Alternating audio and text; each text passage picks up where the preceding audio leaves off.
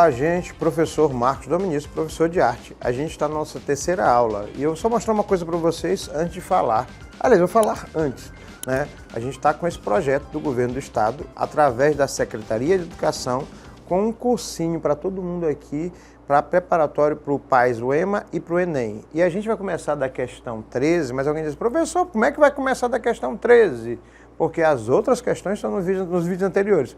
Corre lá e dá uma olhada, porque a gente está falando de questões que são assuntos que já caíram no Enem, que vão cair novamente, que estão constantemente, ora mais complicado, ora mais simples, mas que a gente pode destrinchar aquela questão que você lê que está gigante, professor, não entendi nada da prova. Vamos lá. A arquitetura moderna. Antes de falar da questão, eu quero falar o que é arquitetura moderna. Professor, como é que a arquitetura cai? Pois é, né, menino? A arquitetura é uma das manifestações artísticas, não tem para onde correr. Mesmo que hoje você tenha alguns cursos de arquitetura no Brasil em área de engenharia, há muitos dos nossos monumentos, inclusive o nosso Centro Histórico de São Luís, que tem prédios, ou seja, monumentos arquitetônicos, fazem parte do patrimônio cultural mundial, que é o caso de São Luís. Então, o que é a arquitetura moderna? A arquitetura moderna, ela data mais ou menos ali dos anos 50, né? E ela tem características bem distintas, entre elas o uso do concreto, linhas mais retas, menos detalhes, construções que desafiam alguns padrões da época, entre esses representantes, né, a construção de Brasília, que é patrimônio cultural da humanidade. Para você ter uma noção do nível de importância da arquitetura moderna, não só para o país, mas para o mundo inteiro. Ela não surge no Brasil, ela chega no Brasil e vai se adaptando. Então a questão 13, ela, de 2011 do Enem, ela trata da seguinte situação. Utilizadas desde a antiguidade, as colunas, elementos verticais de sustentação, foram sofrendo modificações, incorporando novos materiais com ampliação de possibilidades. Vou dar uma pausa aqui e voltar pedacinho, pedacinho. Colunas. Ei, professor, eu lembro, na Grécia tinham templos, aqueles triangulares, com colunas, que o professor, tanto de história quanto o professor de arte, falou. Colunas dóricas, colunas jônicas e colunas coríntias. Ah, lembrei, foi usado na Grécia, foi usado no Egito Antigo, na Mesopotâmia, na Roma Antiga, no Renascimento, ou seja, o mundo inteiro durante a história da humanidade que a gente conhece utilizavam colunas. O que é uma coluna? Alguns chamam de pilar. É uma peça que pode ser quadrada, circular, triangular, o que quer que seja, mas ela é uma base, uma estrutura vertical de sustentação para o que vem em cima. Então, essas colunas, elementos verticais de sustentação, foram sofrendo modificações, incorporando novos materiais com ampliação de possibilidades. Ainda que as clássicas colunas gregas, as que eu falei, sejam retomadas, notáveis inovações são percebidas, por exemplo, nas obras de Oscar Niemeyer, arquiteto brasileiro nascido no Rio de Janeiro em janeiro de 1907. Oscar Niemeyer é a figura mais importante brasileira da arquitetura moderna. Inclusive, nós temos uma praça com o desenho, o conceito de Oscar Niemeyer aqui em São Luís, a Praça Maria Aragão, aquela da Concha Acústica, onde recentemente teve o São João, ainda está tendo, acredito eu. Não, teve, né, porque os vídeos já estão passando depois. Ela tem o conceito da arquitetura moderna, da arquitetura de Oscar Niemeyer. No desenho de Niemeyer, das colunas, no Palácio da Alvorada, o Palácio do Governo, em Brasília, observa-se o seguinte, olha as colunas.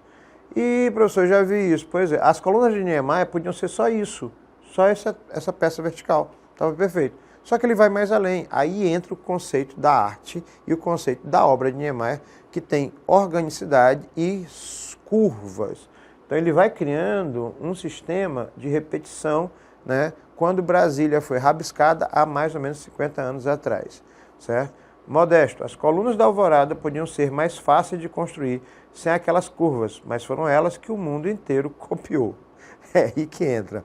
Niemeyer podia ter feito só isso aqui, só que ele foi mais além. Ele queria fazer uma coluna que fosse tanto funcional quanto bonita, esteticamente interessante e criasse um novo conceito. Resultado disso, o que ele cria é único, assim como os gregos fizeram, e ainda foi reproduzido em inúmeros lugares do mundo inteiro.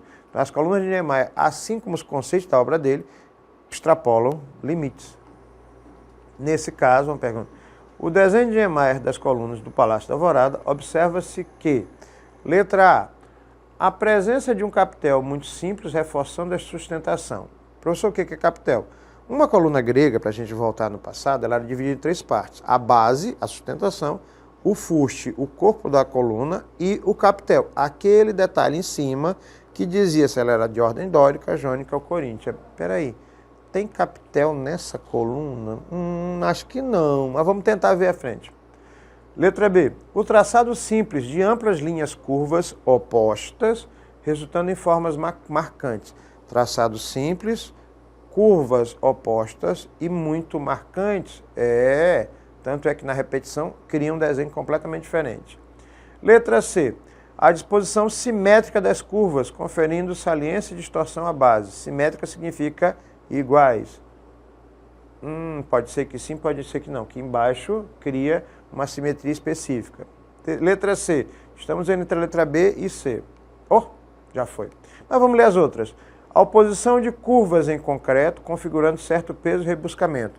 A oposição de curvas em concreto. Esqueci de falar. Isto aqui é concreto puro.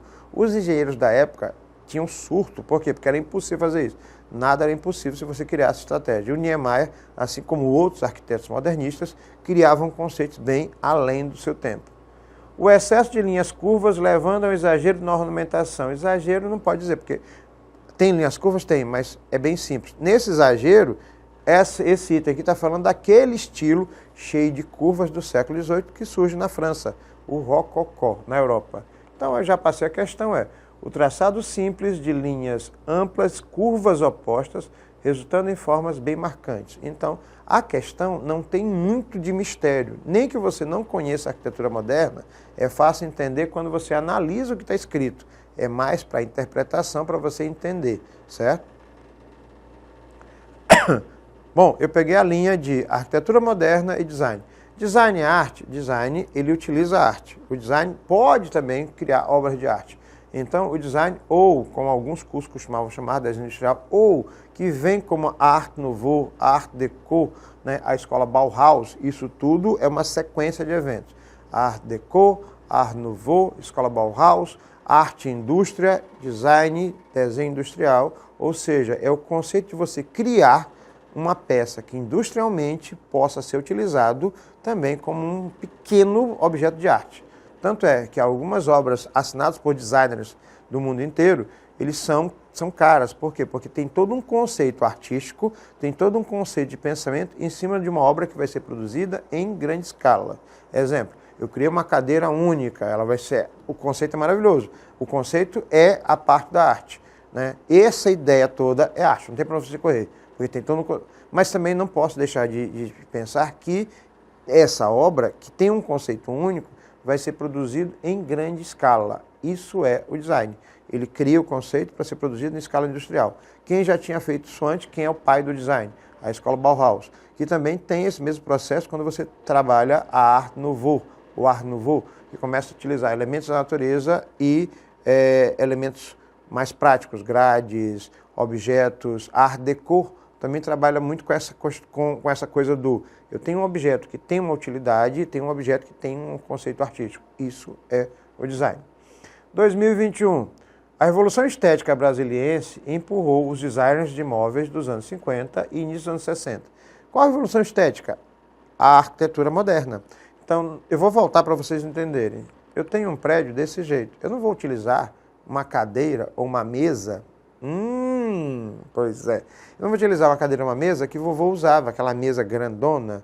Por quê? Porque a própria arquitetura é de espaços muito grandes. Então os objetos começaram a compor o espaço, não só por decoração, mas esse objeto é bonito, tem funcionalidade, mas ele encaixa nessa proposta.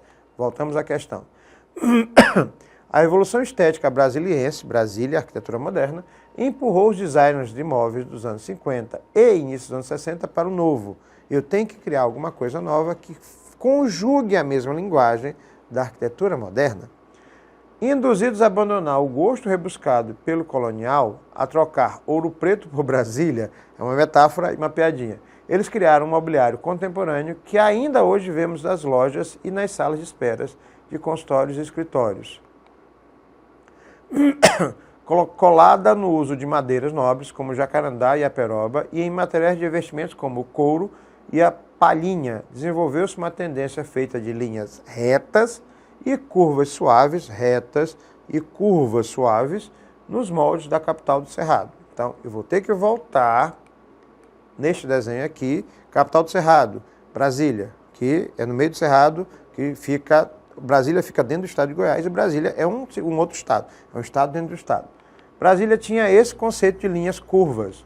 Então, nesse caso, quando eu falo do design, eu estou falando os móveis que foram criados pelos designers da época tinham que conjugar, porque aquela cadeira barroca, aquela cadeira do estilo rococó, aquela cadeira de vovó, bisavó, tataravó, ela já não cabia nesse prédio com arquitetura moderna. Resultado da situação, quando você cria uma linha de móveis com um conceito artístico, design, com a funcionalidade específica, indústria, juntos os dois, a gente tem cadeiras como essa. Na reportagem sobre os 50 anos de Brasília, de Débora Chaves, com a reprodução fotográfica de cadeiras e poltronas de Sérgio Rodrigues, esse senhor que está bem aqui, verifica-se que os elementos da estética brasiliense... E professor, essa cadeira eu vi num consultório. E professor, essa cadeira tem uma poltrona dessa na minha sala. E professor, essa cadeira parece a cadeira da escola. Pois é, a cadeira que você tem na escola, a cadeira que você tem nos consultórios, nos ônibus, tudo é conceito do design. E esse design precisa de um conceito artístico para poder criar. Então, uma coisa não pode ser desvencilhada de outra. O design é uma forma artística de produção industrial, ou produção em massa. Cadeiras e poltronas de Sérgio Rodrigues, verifica-se que outros elementos da arquitetura brasiliense, cadeiras, vou entrar aqui para você ter noção, ali ó, palhinha com madeira, a madeira com espumas mais retas, metal com espumas, madeira mais reta, nada de rebuscamento, nada de braços. Quer dizer, ele vai criando novos conceitos de mobiliário para encaixar nessa nova arquitetura brasiliense. E a questão é, letra A, aparecem bem definidos nas linhas retas dos objetos. Letra B, expressam o desenho rebuscado por meio de linha. Rebuscado é cheio de linhas e curvas. Rebuscado não é. Então, essa aí a gente já sabe que já pode cortar. Letra B não é. Letra C, mostra uma expressão assimétrica das linhas curvas suaves. Assimétrica é uma aqui e outra aqui. Não, é tudo simétrico, tudo reto, tudo desenhado. Então, a gente já sabe que essa também não é. Letra D, apontam a unidade da matéria-prima utilizada em sua fabricação. Madeira, metal, espuma, palhinha. Vamos lá, pode ser. Surgem na simplificação das informações visuais de cada composição. Então, duas a gente sabe que não é. Pode ser talvez a letra D, a letra E ou a letra A. A letra B e a letra C, a gente já sabe que são inúteis para que a gente possa analisar. Não esqueçam que quando a gente fala aponta a unidade da matéria-prima, unidade significa um tipo só de matéria-prima. É só de madeira? É só de madeira? Não, é madeira e palhinha. Então já sabe que ali talvez tem algumas só de madeira, mas tem algumas que são madeira e palhinha, madeira e espuma, metal e espuma e assim por diante. Então nesse caso aparecem definidas as linhas retas dos objetos. Por quê? Porque a arquitetura de Brasília era ora reta, ora curva, com esse casamento. Um exemplo disso, né, é aquele prédio que tem aquela estrutura lá de Brasília que tem dois prédios que se crescem verticalmente, uma tampa, chama tampa ou cuia, para baixo e outra para cima, né, que é justamente onde tem a presidência, o presidente fica, beleza? A gente sai do design e entra no modernismo brasileiro. Professor, o que é modernismo brasileiro? Bom, o elemento mais importante do modernismo brasileiro é a Semana de Arte Moderna. Eu já ouvi falar sobre isso. O que foi a Semana de Arte Moderna? Foi justamente um reflexo e uma necessidade brasileira no início do século XX, especificamente em 1922, com um grupo de ricos e artistas, intelectuais e pensadores que queria dar uma chacoalhada na elite brasileira de São Paulo, em particular, e do Rio de Janeiro, e fez a primeira Semana de Arte Moderna brasileira. Essa Semana de Arte Moderna contou com vários artistas brasileiros e um russo, ou dois estrangeiros também, não lembro direito, para me ver faltou a cabeça. Sim, mas eu vou pesquisar e trago para vocês, mas tinha um russo, o Segal, que teve bastante destaque, e o objetivo era trazer o modernismo europeu para o Brasil. Então, as vanguardas europeias, fauvismo, cubismo, expressionismo, futurismo, eles vão encharcar os nossos os nossos conteúdos do modernismo e, lógico, vai criar um rebuliço enorme. Por quê? Porque os conservadores da época, Monteiro Lobato, acharam aquilo um absurdo, excentricidades europeias que estavam chegando no Brasil. Em algum momento tinham que chegar. Quando foi isso, professor? 13, 15 e 17 de fevereiro de 1922. Nomes importantes da Semana de Arte Moderna e do modernismo que vem depois. Anita Malfatti, Di Cavalcanti, Tarsila do Amaral, e durante os anos consequentes, né, você tem figuras como Cândido Portinari, Alfredo Volpi, que não é brasileiro, mas cresceu no Brasil, entre outras figuras que caem constantemente. Então, a gente chama de modernismo brasileiro tudo que foi produzido a partir da Semana de Arte Moderna até meados dos anos 60, no século XX, 50, no século XX, certo? Então, vamos ler a questão 15 do Enem de 2011. Observe as duas imagens, a imagem 1 e a imagem 2. Vou dar um zoom nelas. Imagem 1, a Pietà de Michelangelo, né? A gente já conhece essa imagem, que ela é renascentista. Cristo sentado no colo da Virgem Maria, tudo feito num bloco só. Isso aqui é pedra, gente, isso aqui é mármore. Eu ia xingar, né? Mas ele é tão perfeito, né? Ele é arrogante pra caramba, porque ele disse que a estátua sempre... Michelangelo, a estátua sempre esteve lá, ele só tirou a estátua lá de dentro. Gente, ele fez isso com um formão e um martelo batendo na pedra, para que essas dobras de roupa, o corpo de Cristo, pois é um negócio assim, fora do comum, é fabuloso isso. Então, a imagem 1, a Pietà de Michelangelo. Imagem 2, a Pietà de Vicente do Rego Monteiro. Ah, professor, agora que entendi. Olha o Cristo no colo da Virgem Maria. Pois é, botar as duas juntas. Cristo, a Pietà de Vicente do Rego Monteiro e a Pietà de Michelangelo. Professor, é uma cópia? Não, a gente chama de releitura. Pode ver que as duas têm o mesmo tema, a mesma estrutura de montagem, estão só uma oposta à outra, mas a temática é a mesma. Inclusive, a gente vai fazer montagens de... Eu adoro fazer isso.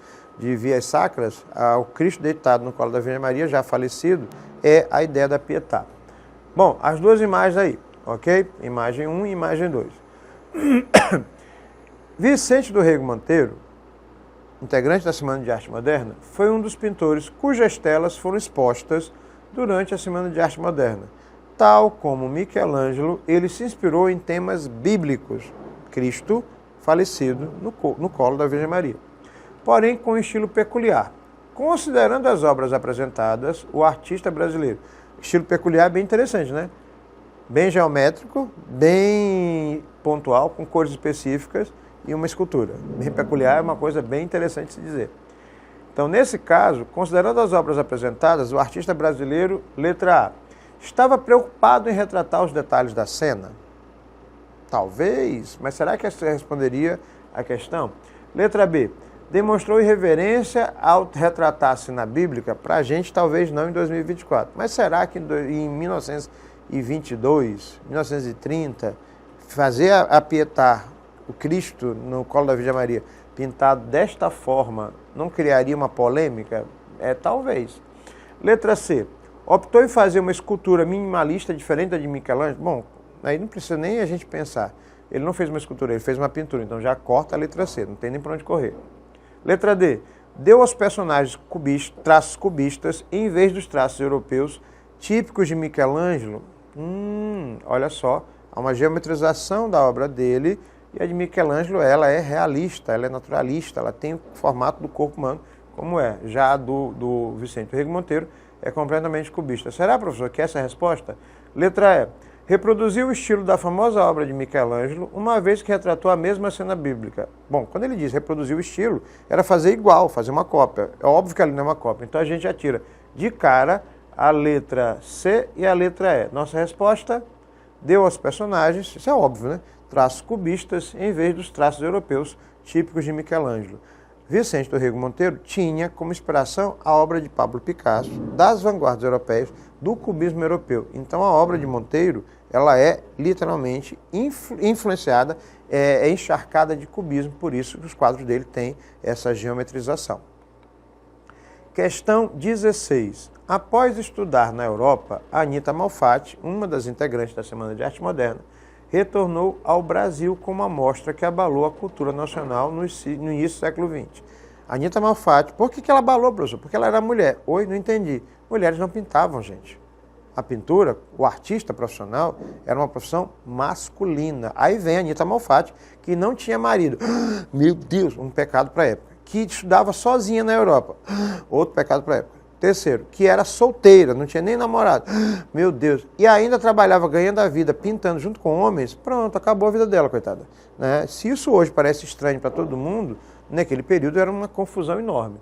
Então, Anitta, após estudar na Europa, Anitta Malfatti retornou ao Brasil com uma amostra que abalou, até rindo disso, abalou a cultura nacional do início do século XX. Ou seja, uma mulher que veio sozinha, brasileira, saiu daqui, ganhou uma bolsa de estudo, foi estudar na Europa, voltou, fez uma exposição, tu já sabe que os apelidos e os comentários gentis não foram realmente aceitos, né? Não foram realmente feitos. Tanto é que quem caiu matando nela na crítica foi um cara que vocês conhecem, chamado Monteiro Lobato. O autor é esse mesmo, do Sítio Pica-Pau Amarelo. Né? Elogiada por seus mestres na Europa, ela recebeu o elogio dos europeus. A Anitta se considerava pronta para mostrar seu trabalho no Brasil. Gente, a mulher veio da Europa com todos os elogios de todos os pintores de lá. Ela chega no Brasil e enfrenta as críticas de quem? Monteiro Lobato. Não tem como você levar a coisa de boa. Com a intenção de criar uma arte que valorizasse a cultura brasileira, Malfatti e outros artistas modernistas fizeram o quê? Esse aqui é o quadro de Anitta Malfatti. Um deles para a gente ilustrar a ideia. Essa aqui é a estudante russa. Professor, mas o que tem de errado para esse quadro? Gente, na época, você só vendia quadro se a pessoa tivesse um retrato perfeito, como se fosse uma fotografia da pessoa. Aí ela vem e coloca uma mulher com olheiras vermelhas, a roupa mal pintada. Para mim é lindo o quadro. Mal pintado, desenho mal feito. Na Europa, isso era absolutamente normal. No Brasil, era chamado de excêntrico. Letra A. Buscaram libertar a arte brasileira das normas acadêmicas europeias, valorizando as cores, a originalidade e os temas nacionais. Libertar a arte brasileira das normas acadêmicas, a caixinha, as regras, valorizando as cores e a originalidade do tema nacional. É bem plausível essa aí. Letra B. Defenderam a liberdade limitada do uso da cor, até então utilizada de forma irrestrita, afetando a criação artística nacional. É exatamente o inverso. A liberdade ilimitada, utilizada de forma restrita, aqui deu uma invertida. Mas vamos levar em consideração que você não entendeu. Então, se a gente pudesse colocar isso corretamente, seria liberdade ilimitada, que é o caso do modernismo, com uma forma restrita, é o caso do academicismo. Representava a ideia de que a arte deveria copiar fielmente a natureza, tendo como finalidade a prática educativa. Ou seja, olhei uma pessoa, desenhei a pessoa tem que estar, o desenho tem que ser exatamente igual. Isto aqui não era igual. Ou pelo menos não era para ser igual. Ou se era, né, o conceito do modernismo é completamente diferente. Letra D. Mantiveram de forma fiel a realidade nas figuras retratadas, defendendo uma liberdade artística ligada à tradição acadêmica. De jeito nenhum. O objetivo era modernizar e não continuar com regras consideradas antiquadas. Letra E. Buscaram liberdade na composição de suas figuras, respeitando os limites dos temas abordados. A única coisa que o modernismo fazia era respeitar os limites dos temas, era criar novas situações. Resultado, vamos ver. A, B, C, D, E, é a lógica. Buscaram libertar a arte brasileira das normas acadêmicas. Por quê? Porque se a Anitta faz isso, ela não é acadêmica.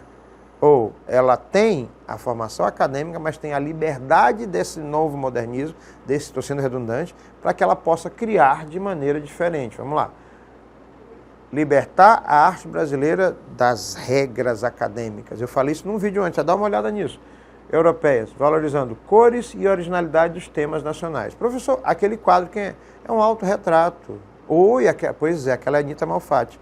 Ela se chama estudante russa, mesmo tendo estudado na Alemanha, passado rapidamente pelas regiões. E aí ela se vê de uma maneira alegre, mas também pensativa e preocupada. Na Europa, olha que loucura, na Europa ela é elogiada. No Brasil, Monteiro Lobato baixa, eu ia falar outra palavra aqui, mas baixa a lapa sem dó nem piedade, e ainda mais o fato dela ser mulher no início do século XX.